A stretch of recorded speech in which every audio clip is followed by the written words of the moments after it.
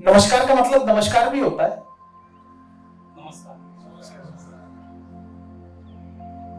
साथियों, मोदी जी के मन की बात 100 एपिसोड, 100 वक्ता और 100 श्रोता। अब देखिए, जब इस कार्यक्रम की संरचना की गई होगी, जब इस कार्यक्रम के बारे में सोचा गया होगा, तो सोच करके भी शायद मैं समझता हूं एक अंदर एक डर सा लगता होगा कि नॉन स्टॉप 100 आवर्स, बिना रोके 100 घंटे। आज हम 2 घंटे, 3 घंटे, 4 घंटे का कार्यक्रम करते हैं। ऐसा लगता है कि वो कार्यक्रम कैसे होगा, लेकिन जब एक 100 घंटे के कार्यक्रम की संरचना तैयार की जाए तो हम खुद कल्पना कर सकते हैं कि उस कार्यक्रम के पीछे की जो मेन पावर है वो कितनी लगती होगी। और इस कार्यक्रम को करने के लिए जिस व्यक्ति के मन में एक विचार आया कि मोदी जी के 100 एपिसोड को एक माला के रूप में प्रो करके हम भोपाल के सैकड़ों नहीं हजारों विद्यार्थियों के आगे रखें, जिससे वो समझें कि मोदी जी के मन की बात जब वो करते हैं तो वो किस तरह से करते हैं और किस लेवल पर जाकर के करते हैं। आप देखिए साहब, ऐसी कोई घटना नहीं होगी इन 100 एपिसोड में, चाहे वो हमारे घर में झाड़ू पोछा करने वाली बाइयां हो या फिर एक उच्च पद पर बैठा हुआ व्यक्ति हो, उसके बारे में भी उन्होंने सोचा है और उस उच्च पद पर बैठे हुए व्यक्ति के बारे में भी उन्होंने अपनी मन की बात में सोचा। जब वो मन की बात करते हैं तो वो पार्टी से परे होते हैं। पार्टी उनके लिए उस समय सिर्फ एक माध्यम हो सकती है, बट पार्टी की बात उस समय मोदी जी के मन की बात करते समय पार्टी की बात नहीं होती है। उस समय सिर्फ और सिर्फ जो बात होती है वो देश हित के बारे में होती है। और चूंकि देश सर्वोपरि है, नेशन फर्स्ट है, मेरा भी ऐसा मानना है और आपसे भी मैं यही उम्मीद करता हूं कि सब हम सबकी एक ही प्राथमिकता होगी कि नेशन फर्स्ट है। अगर राष्ट्र हमारे लिए पहली प्राथमिकता है और आज जब हम जो भी काम कर रहे हैं, जिस पद पर बैठ करके कर रहे हैं, अगर हम राष्ट्र के बारे में नहीं सोच रहे हैं तो सर आप ये मान लीजिए कि हम बहुत बड़ा गुनाह कर रहे हैं। आप कितनी भी संपत्ति इकट्ठी कर लें, लेकिन अगर हमारा राष्ट्र सुरक्षित नहीं है, हमारा देश सुरक्षित नहीं है, तो सारी संपत्ति हमारे लिए बेकार है। अदरवाइज आपने अफगानिस्तान में हवाई जहाज पर लटके हुए लोगों को देश छोड़ते हुए भी साहब आपने तस्वीरें देखी। इसलिए मेरा आप सभी से हम्बल रिक्वेस्ट है कि हम जो भी काम कर रहे हैं, जिस पद पर रह करके कर रहे हैं, जरूरी नहीं है बॉर्डर पर खड़ा हुआ प्रहरी देश रक्षा कर रहा हो। सर अगर आज आप और हम एक बहुत अच्छा काम कर रहे हैं तो वो भी देश हित में किया गया काम है, देश की रक्षा के लिए किया गया काम है। हमारे बीच में आज इस 88वें एपिसोड के लिए मुख्य वक्ता और मुख्य अतिथि और अध्यक्षता के लिए हमारे बीच में 3 अतिथि मौजूद हैं।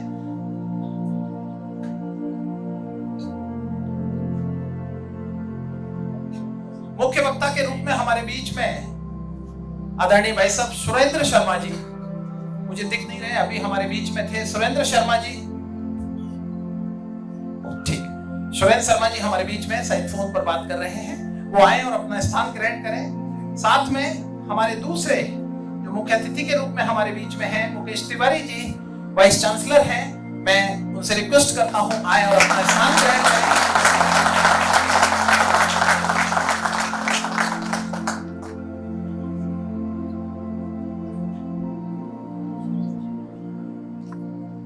हमारे बीच में मैं बड़े ही सम्मान के साथ आमंत्रित कर रहा हूं प्रोफेसर के शुक्ला साहब को। ये डायरेक्टर हैं हमारे नीट के। मैं उनसे निवेदन करता हूं कृपया आए और मंच पर अपना स्थान ग्रहण करें। के शुक्ला साहब।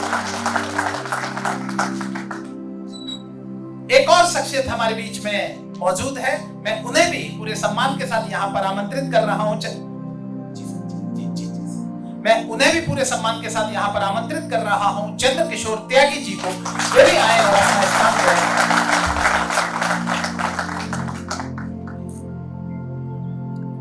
सभी अतिथियों को बैचेज लगाने के लिए मैं आपके ही बीच में आपके स्टूडेंट्स को यहाँ पर आमंत्रित कर रहा हूँ। रोहित विश्वास जी, अमर सिंह जी और अभिजीत थोरट जी तीनों आए और हमारे अतिथियों को बैच लगाए।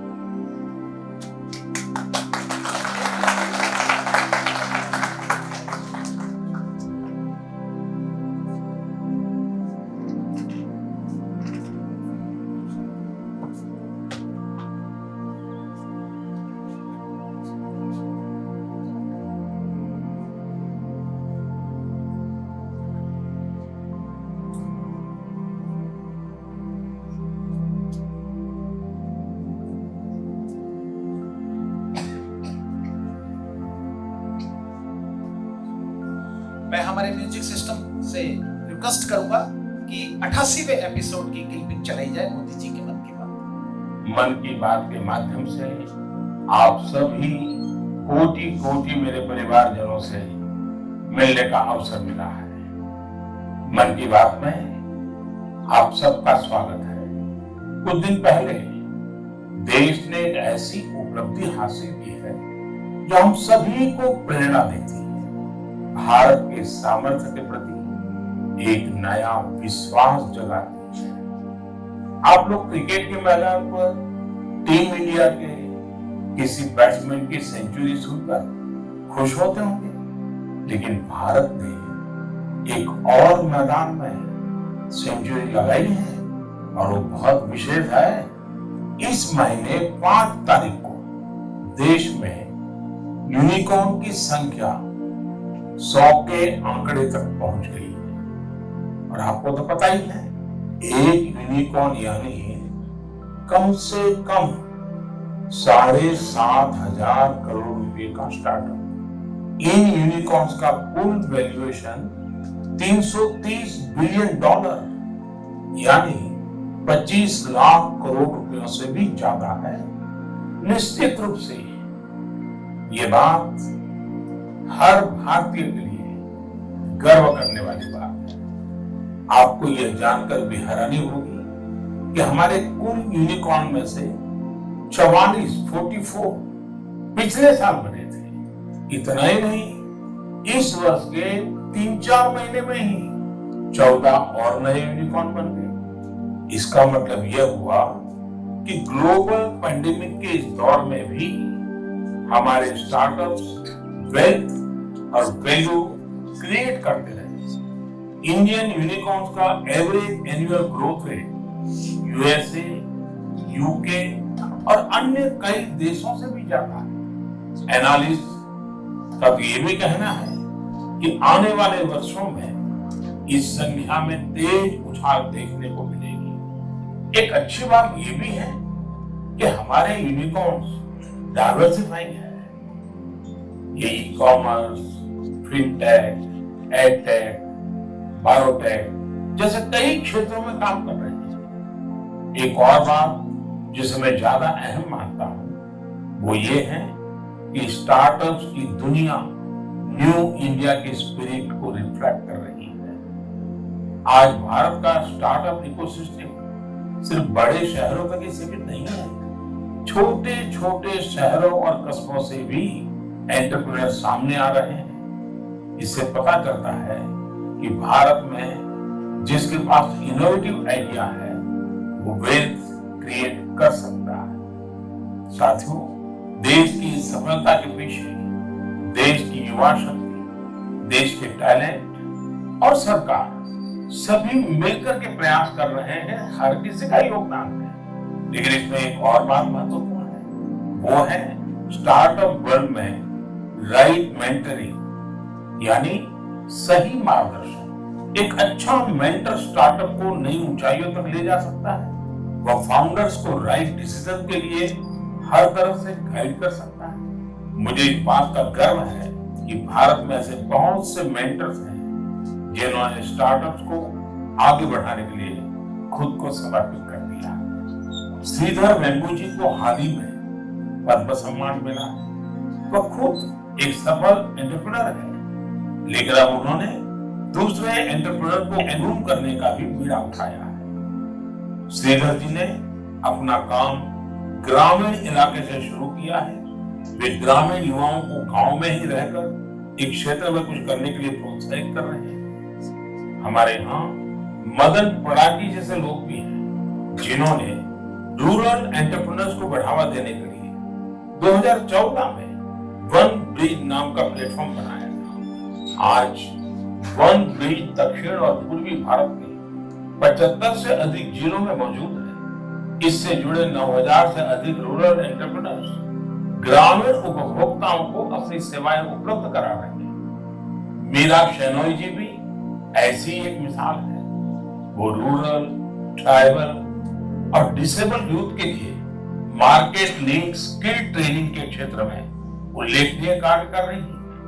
मैंने यहाँ तो कुछ ही नाम दिए हैं, लेकिन आज हमारे बीच मेंटर्स की कमी नहीं है। बहुत बहुत धन्यवाद इस 88वें एपिसोड को चलाने के लिए। साथियों, हमारे बीच में डायरेक्टर के शुक्ला साहब मौजूद हैं, क्योंकि वो सिर्फ देखने के लिए आए थे, लेकिन हमारे रिक्वेस्ट पर वो मंच पर आए हैं। उन्हें कहीं निकलना है, तो मैं साहब से रिक्वेस्ट करता हूं कि आकर के अपनी बात यहाँ पर रखें।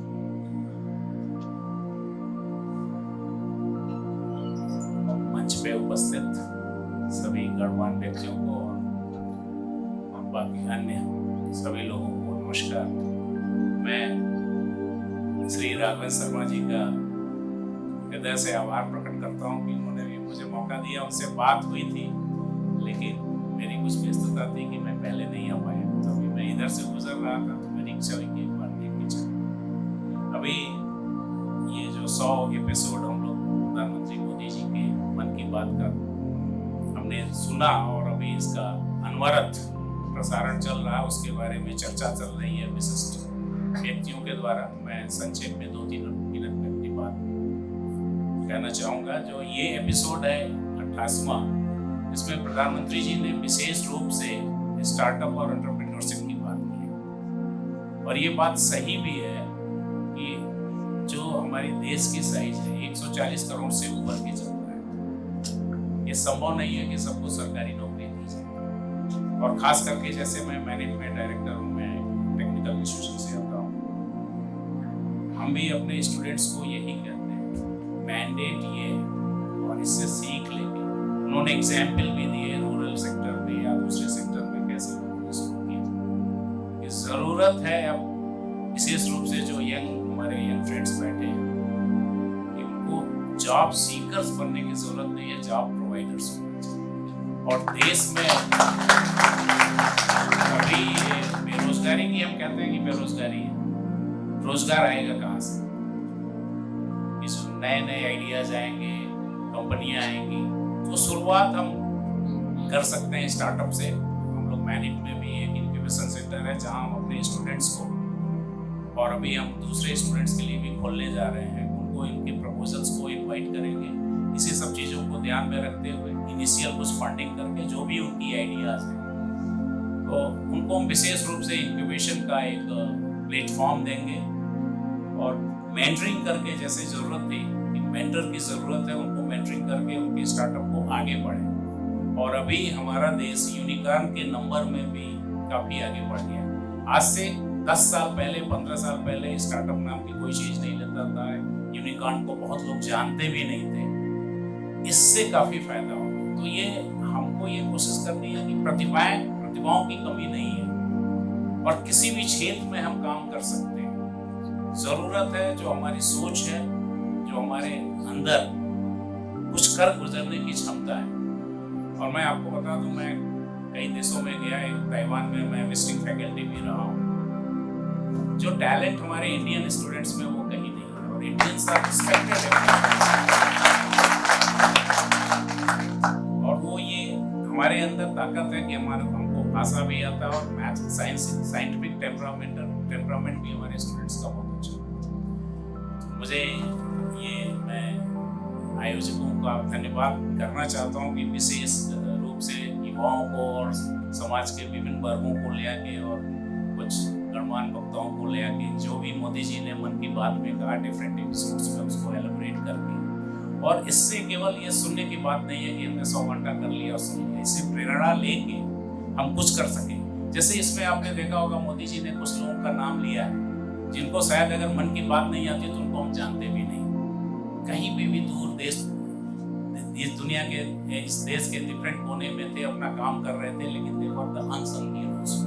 तो इनको ये ले आने का, उससे हमको प्रेरणा लेने की बात। अंत में मैं ये कहूँगा, जो ये कार्यक्रम हुआ शर्मा जी के लिए, या जो मोदी जी ने ये कहा, एक संस्कृत श्लोक से अपनी वाणी को समाप्त करूँगा। आमंत्रम अक्षरम नास्ति नास्ति औसत मूलकम अयोग्य मनुष्यो नास्ति योजक अस्त्र दुर्लभ। कोई भी मंत्र, ईश्वर बहुत कृपालु है, कोई भी मंत्र, कोई भी अक्षर मंत्र विहीन नहीं होता। नास्ति औसत मूलकम, कोई भी कंदमूल फल जो भी इस धरा पे प्रभु ने दिया है औसत विहीन नहीं होता है। डॉक्टर साहब है उसको सप्लीमेंट कर सकते हैं। अयोग्य मनुष्यो नास्ति, कोई भी पुरुष अयोग्य हो ही नहीं सकता। प्रभु ने सबके अंदर कुछ न कुछ क्षमता रखी है। फिर जब कोई अक्षर मंत्र विहीन नहीं है, कोई भी कंदमूल फल या जो भी खाद्य पदार्थ है औसत विहीन नहीं है, कोई भी मनुष्य अयोग्य नहीं है, फिर भी समस्या है। योजक अस्त्र दुर्लभ, उसको उसके कार्य में लगाने वाले लोग कम है, दुर्लभ है। तो इस तरह के प्रोग्राम से या मोदी जी ने जो मन की बात में कहा, मैं आशा करता हूँ कि हमारे जो युवा लोग हैं आगे बढ़ के जो भी उनके अंदर आइडियाज हैं उनको मूर्त रूप देने का कार्यक्रम करेंगे। इससे उनका अपने साथ साथ समाज का भी कल्याण होगा और अंत में देश का भी भला होगा। अभी मैं जब आया तो बात चल रही थी देश की, ये बात सही है, देश है तो हम हैं, देश ही नहीं रहेगा तो हमको कौन पूछ सकता है। इंडिविजुअल ब्रिलियंस का कोई पूछ नहीं है, कलेक्टिव ब्रिलियंस ही कुछ कर सकता है। आज चंद्रयान गया है तो एक साइंटिस्ट का देन नहीं, कलेक्टिव उसमें कई लोगों का योग है। मैं एक स्लाइड, अगर मुझे पहले मौका होता तो मैं एक स्लाइड भी दिखाता। मैं ये गोल्डन ट्रायंगल की बात करता हूँ, तो उस अंत में ये कहूँगा कि 3 लोगों का मैं गोल्डन ट्रायंगल कहता हूँ। बुढ़ियात्मा वो हैं जो साइंटिस्ट हैं, टेक्नोलॉजिस्ट हैं, उनको मैं कहता हूँ बुढ़ियात्मा, जो अपना जीवन खपा देते हैं कुछ नया काम करने में। फिर है बुढ़े अधिकारी, जो हमारे एडमिनिस्ट्रेशन के लोग हैं, इनेबलर्स हैं, जो उन बुढ़ी आत्माओं को, जो साइंटिस्ट हैं, टेक्नोलॉजिस्ट हैं, उनको लिए इनेबलर्स हैं, उनको काम करने का प्लेटफॉर्म देते हैं। और तीसरे हैं पुणे नेता, जो कि उन अधिकारियों को या उन टेक्नोलॉजिस्ट को मोटिवेट करते हैं कि ये कार्य करना है। जैसे मोदी जी ने कहा ये काम करना है, तो ये तीनों, जब बुढ़ी आत्मा, बुढ़े अधिकारी और बुढ़े नेता का जब गोल्डन ट्रायंगल लगता है तो निश्चित रूप से स्टार्टअप और यूनिकॉर्न की बाहर आ जाएगी। तभी हमारा जो ये हमारे देश की मूल आत्मा है कि हम हमेशा ये कहते हैं सर्वे भवन्तु सुखिनः सर्वे सन्तु निरामया सर्वे भद्राणि पश्यन्तु मा कश्चित् दुर्भाग्यः। तभी इसका मूर्त रूप साकार होगा। इन्हीं शब्दों के साथ मैं पुनः श्री शर्मा जी को धन्यवाद देता हूँ कि मुझे इन्होंने ये मौका दिया। आप सभी लोगों का कल्याण हो, शुभम हो। और मैं क्षमा चाहूंगा कि मुझे निकलना है, मैं ये धृष्टता कर रहा हूँ। मुझे मंच पे जो उपस्थित है उनसे मैं ऐसे क्षमा मांगते मैं राघवेंद्र जी से निवेदन करूंगा कि सर को एक गोल्डन पेन और मोदी जी की मन की बात की बुक सर को भेंट करें।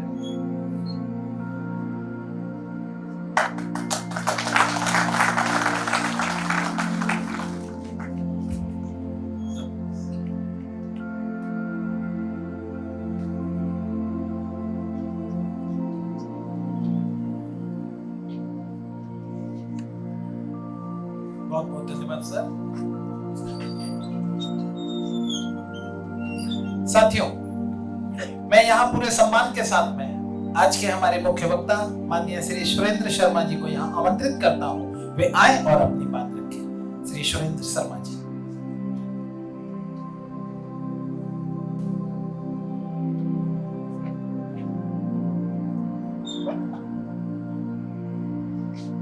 भारत माता की जय, भारत माता की जय, भारत माता की जय। सम्मानीय मंच, आदरणीय ठाकुर साहब, उपस्थित सज्जनों, हम यहाँ पर माननीय प्रधानमंत्री नरेंद्र मोदी जी के मन की बात के 88वें एपिसोड की चर्चा करने एकत्रित हुए। मैं सामने एक दृश्य देख रहा था। रात को 11 बज रहे हैं और इस देश के लोग प्रधानमंत्री जी के भाषण पर चर्चा करने के लिए, जो कि पहले हो चुका है लगभग 1.5 साल पहले, रात को 11 बजे एकत्रित थे। अपना नींद, चैन, और तो आज का जमाना है तो इस समय तो आधे से ज्यादा लोग तो मोबाइल पर चैटिंग करने में व्यस्त रहते हैं। उस समय अगर मोदी जी के मन की बात के लिए हम चर्चा करने एकत्रित हैं तो निश्चित तौर पर मोदी जी के अंदर कुछ तो ऐसी बात है। मैं हमेशा कहता हूं कि कुछ लोग हैं कि वक्त के सांचे में ढल गए, कुछ लोग हैं कि वक्त के सांचे में ढल गए।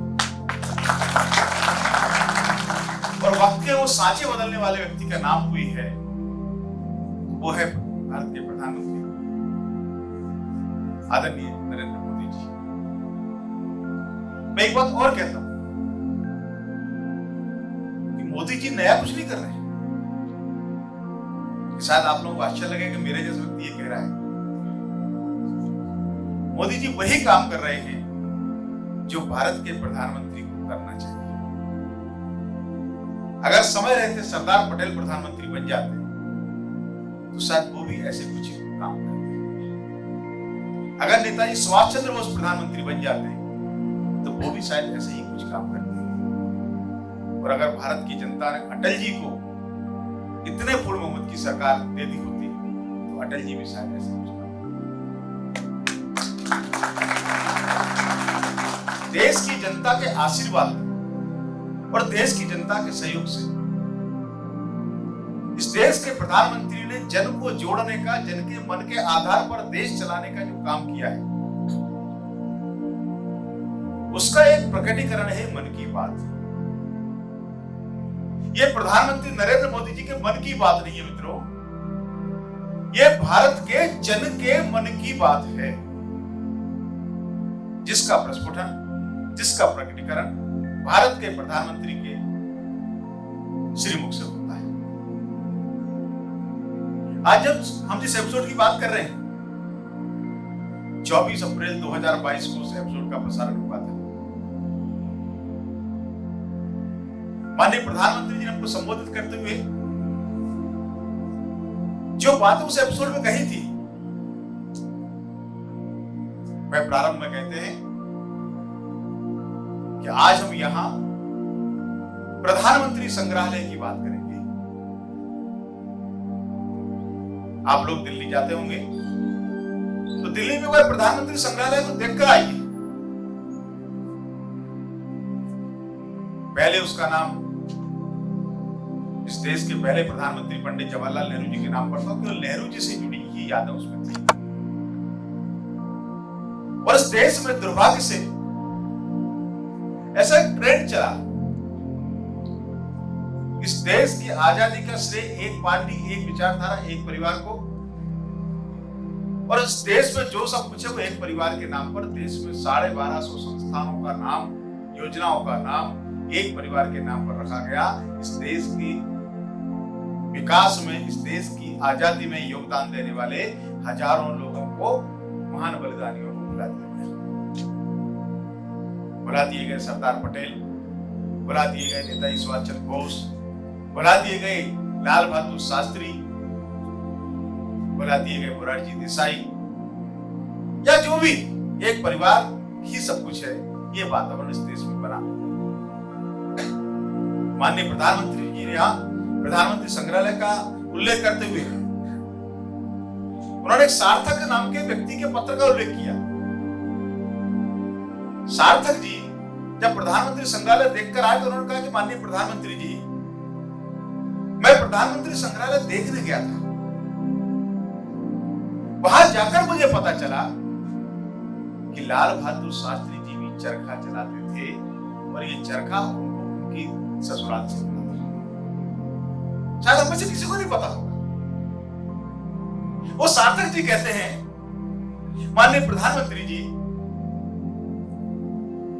उस संग्रहालय में मैंने लाल बहादुर शास्त्री जी की पासबुक भी देखी। इस देश के प्रधानमंत्री के पास, प्रधानमंत्री रहे व्यक्ति के पास बैंक में कितनी सीमित धन था। तो शास्त्री जी को लेकर आना, तुमसे जुड़े कुछ प्रसंग हमको याद आते हैं।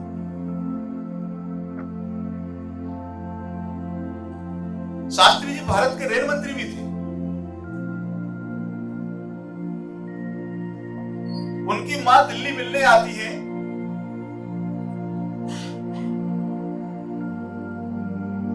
वो किसी से कहती है कि मुझे मेरे बेटे के पास छोड़ दो। वो पूछते हैं आपके बेटा क्या करते हैं? तो शास्त्री की मां को ये नहीं पता था, शास्त्री जी की माता जी को, उनका बेटा इस देश का रेल मंत्री है। वो कहते हैं सरकारी नौकरी करता है। अपने फटे हुए कुर्ते को स्वयं सिलना, ये शास्त्री जी का हमने प्रसंग अनेक बार सुना होगा। ऐसा सादगीपूर्ण जीवन, लेकिन जब उस देश के अस्मिता की बात आती है, 71 के युद्ध में पाकिस्तान की सीमा पार, 65 के युद्ध में पाकिस्तान को सीमा पार धूल चटाने का काम लाल बहादुर शास्त्री ने किस प्रकार से किया हम सब जानते हैं। और शास्त्री जी कहते थे कि दुनिया को लगता था कि ये 3.5 फुट का आदमी क्या करेगा। ये 3.5 फुट का आदमी जितना जमीन के नीचे है उतना जमीन के ऊपर भारत की ताकत उन्होंने दिखाई। और ये वही शास्त्री जी थे जिन्होंने कहा, जय किसान, जय जवान, जय किसान। हम एक समय भूखा रह लेंगे, लेकिन देश की सीमा की रक्षा हम करें, देश की संप्रभुता के साथ हम समझौता नहीं करेंगे। उन शास्त्री जी के बारे में सच में सब कुछ जानना है तो वो प्रधानमंत्री संग्रहालय हम सबने देखा है। माननीय प्रधानमंत्री जी सार्थक की अगली बात कौन लिखते हैं?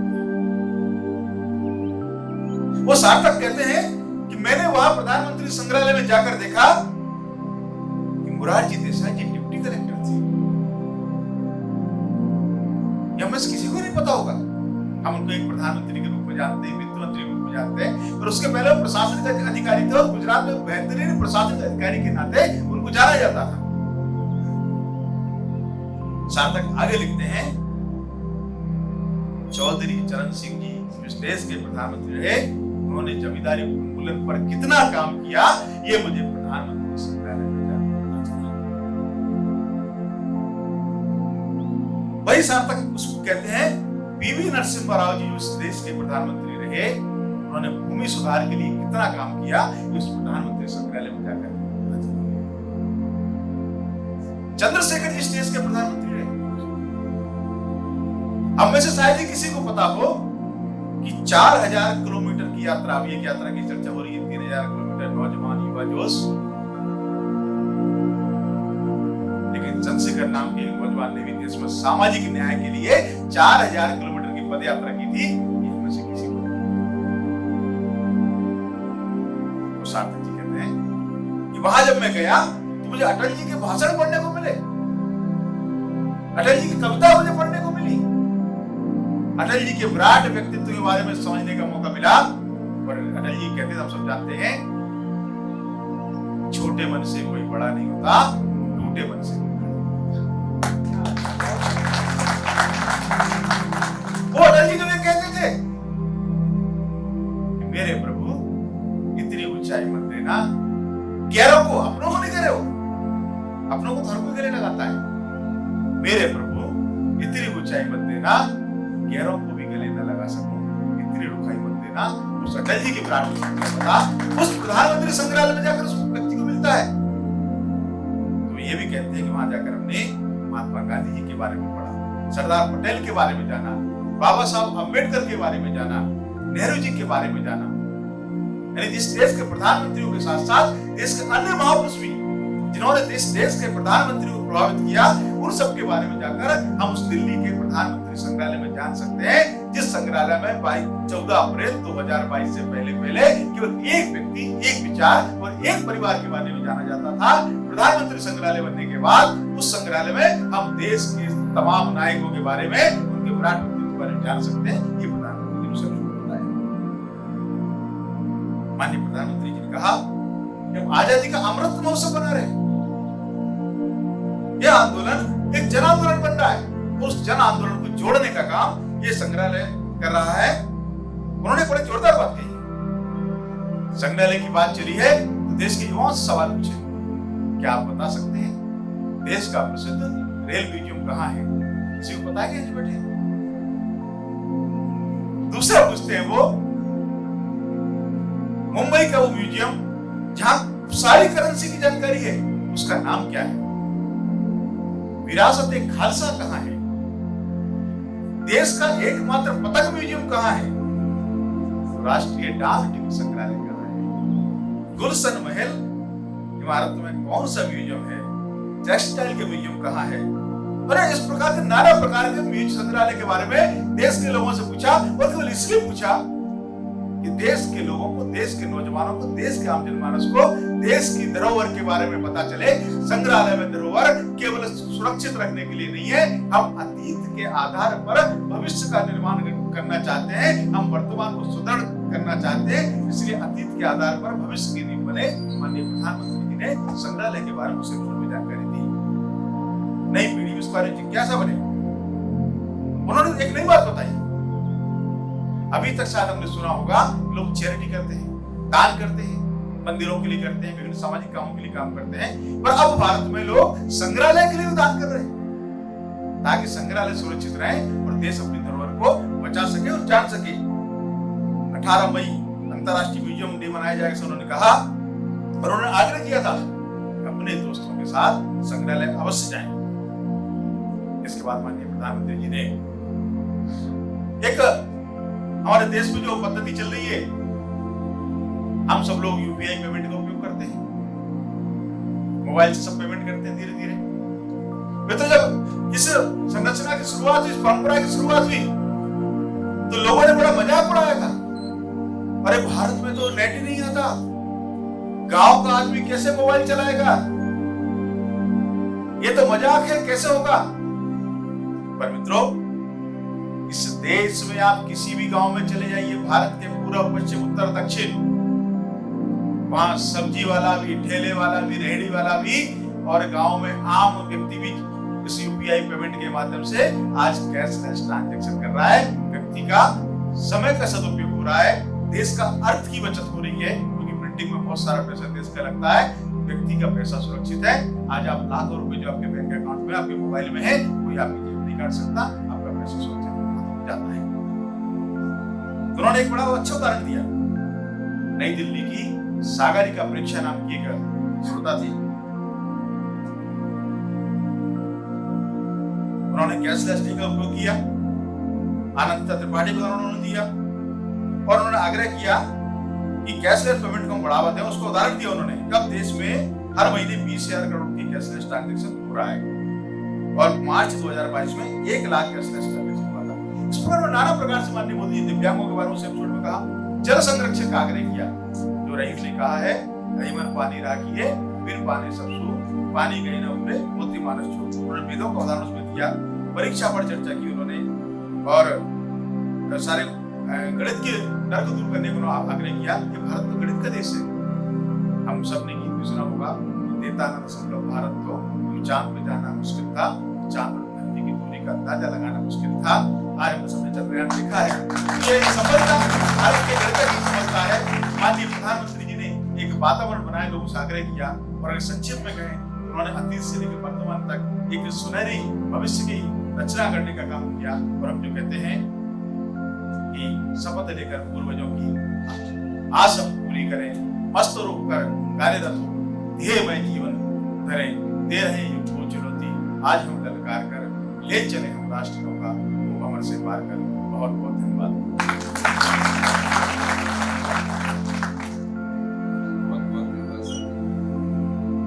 मैं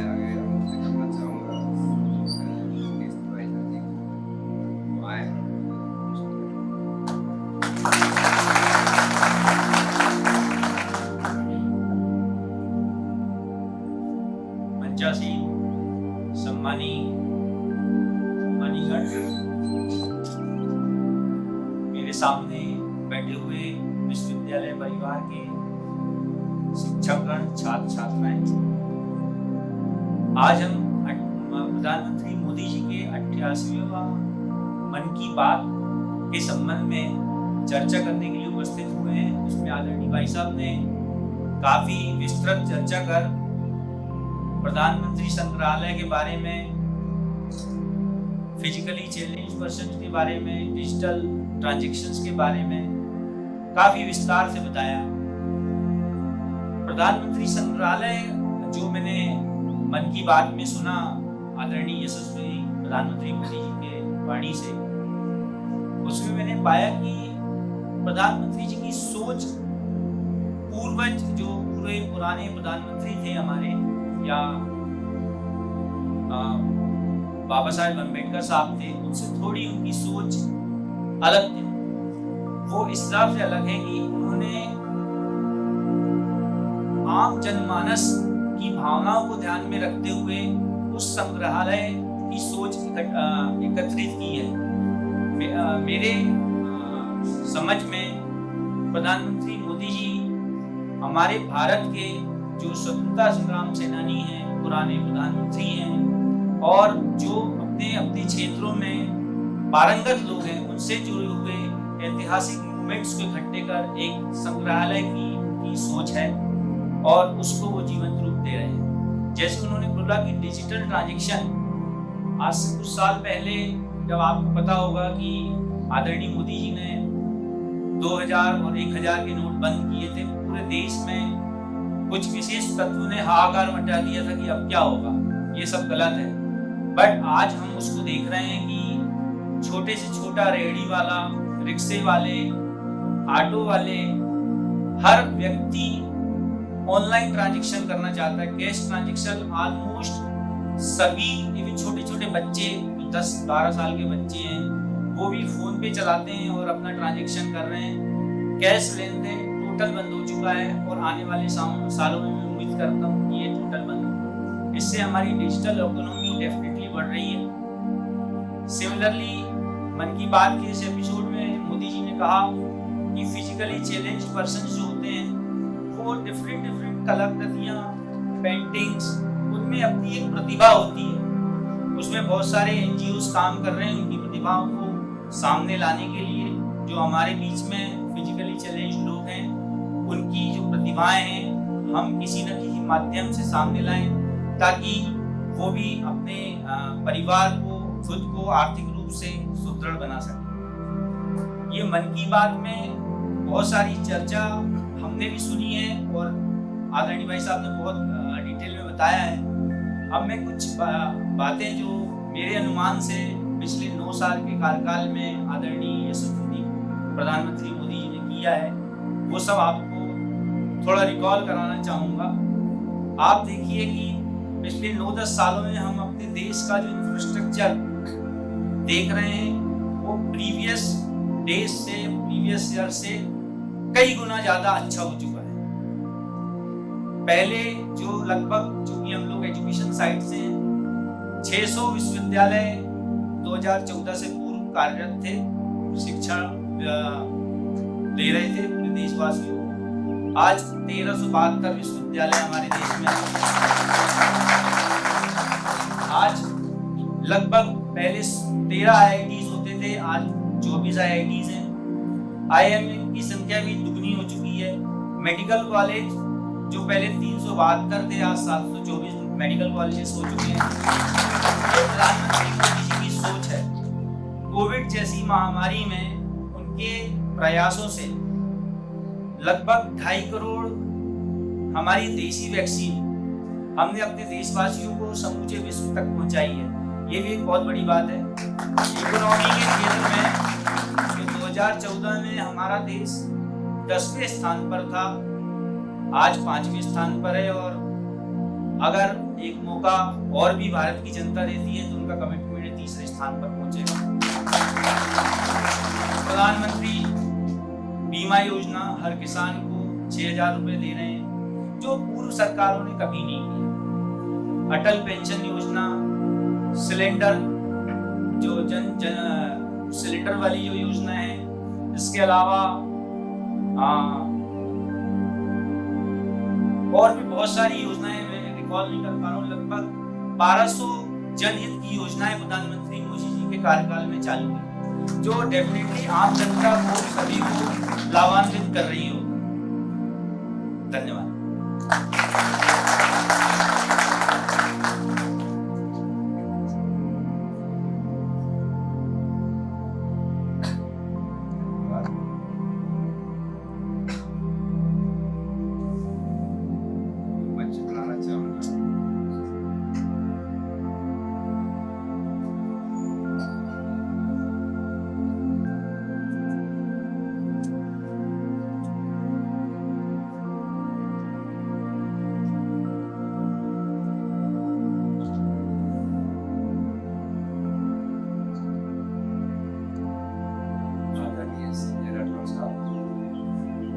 मंच पे आए और नेशनल ग्रेड करें।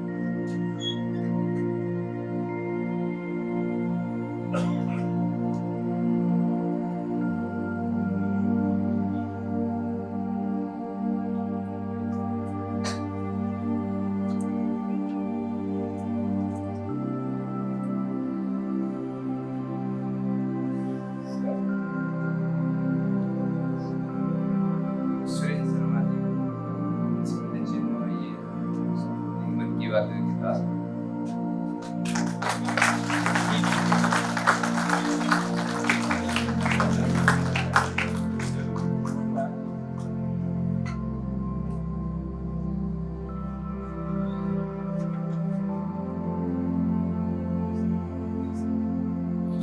वाइस चांसलर साहब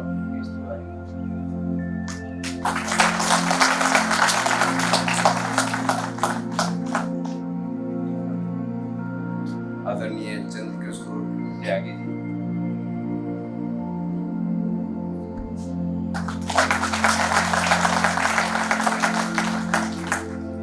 आदरणीय साहब,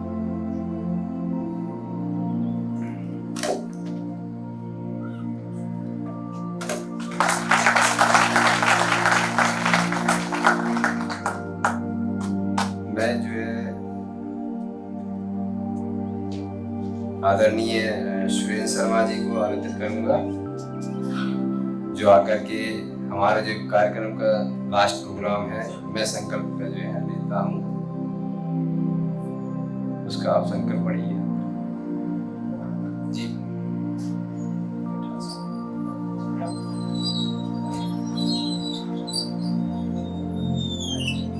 अपना दाहिना हाथ सभी लोग आगे करेंगे और जैसे आप लोगों ने शपथ आज देखी होगी, सुबह एक शपथ हुई है। मैं फिर अपना नाम और बातें संकल्प तो रहे। मैं